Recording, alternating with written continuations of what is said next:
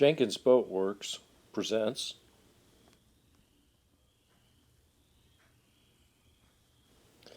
using two-part epoxy primer with a minor setback or an epic disaster. Stay tuned.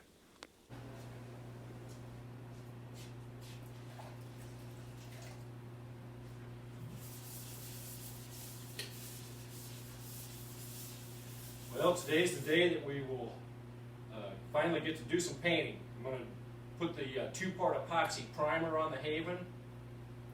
And what I'm doing right now is I've just got a damp sponge, and I'm just trying to get any leftover sawdust or dust off of the boat so we get a good adhesion. I've got this sanded down to about 120, and so I feel pretty good about it. I'm using the Epifanes two-part epoxy primer, and it needs to be applied optimally between 60 and 80 degrees Fahrenheit. I'm in northwestern Missouri, and it's been horribly cold lately. Today's Groundhog Day, February 2nd. So anyway, we're catching a little weather window. It's supposed to get up in the upper 50s today. You might have heard I've got a heater here in the garage, and currently have the temperature in here up to about 72.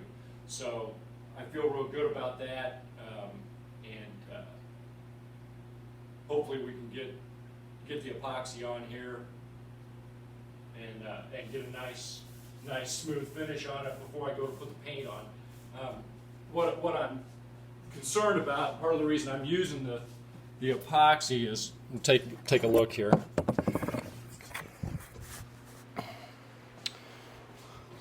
Even though I've got this down to 120, there's places, I don't know if you'll be able to see it, but like, especially where it's wet, you can see like a little dimple right there. When I'm running my finger over that, I mean, it's pretty smooth. It'd probably be okay, but I want to make sure that the first time I run into the dock, I cry my eyes out.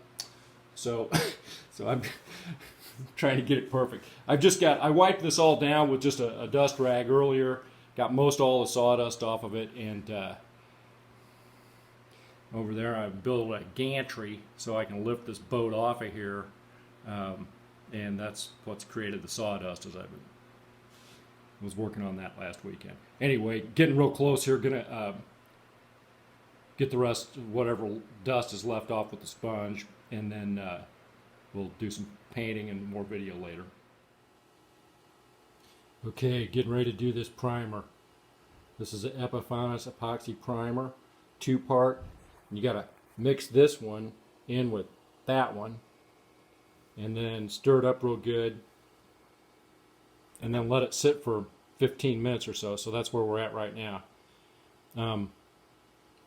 I hope I got enough of this out of here. It's kind of, you got to turn it completely upside down to get it out of there. That's kind of poorly designed, I think, as far as that can, but I got it out of there, 98% of it anyway. And then I think I'm going to use some of this thinner too.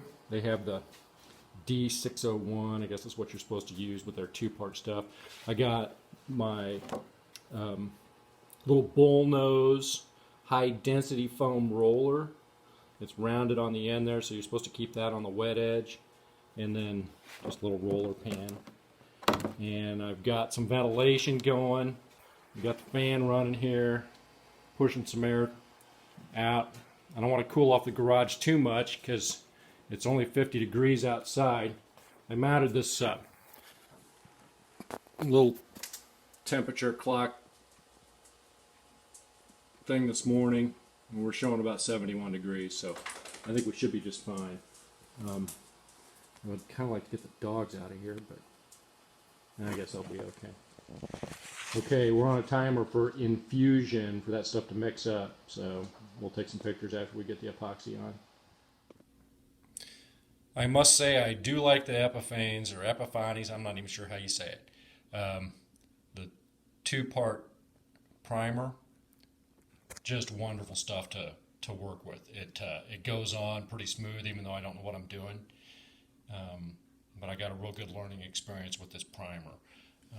I can looking back at it, I see where I've got brush marks, roller marks, and that sort of thing. But I think part of that is because this was the first coat of primer, and I think a second coat would really smooth this out. However, I got big problems. Part of me wants to paint it and just call it good, but I don't think I can. My issues really show up here at the bow, and I feel sure you can probably see what I'm talking about. There's little dimples here, places here where the cloth's showing.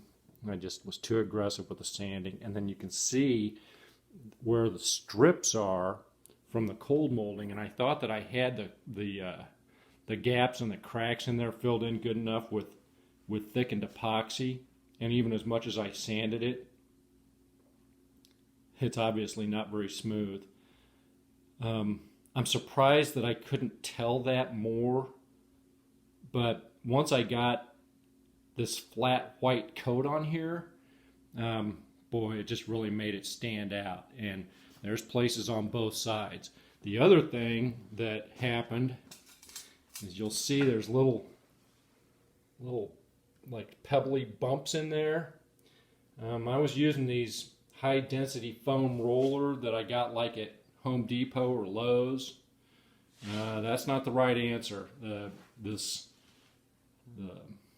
The product, the Epifanes, the primer, it's a two-part epoxy primer. It somehow made the roller disintegrate, and so then little tiny pieces were coming off. And I bet I changed the rollers about 4 times, 5 times in the course of doing this.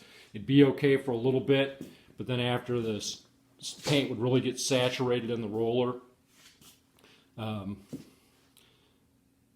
it just started coming apart, and it left little tiny bits on there. It would all sand out okay, but there's got to be a better answer. So I'm going to check with Jamestown Distributors. Their technical people are just absolutely fantastic, and I've taken some still shots of this, and I'm going to email it to their tech team tomorrow and see if maybe I go with Total Boat Fair product or something. But I don't know if I'm going to have to sand this all down to get to that, or if I can just take whatever amine blush there is on this out of it, and then do an epoxy fairing. Never used frog tape before. I like it. I haven't taken it off of this side, but you see I got a really crisp line on the back of the transom on that side. So anyway, a minor success in whatever else at the moment feels like a disaster. So I wish that I was finishing out this video part with a happy story, but as beautiful as this whole thing is, I'm just really not happy, and I'm gonna have to do something to fix it. So anyway, we're gonna wrap this video up for now, but once I figure out how to attack this and fix it, then we'll go forward. I want to thank Jamestown Distributors. Their technical team is just fantastic, and I expect to talk with them more tomorrow to try to figure out what to do next. Thanks for watching.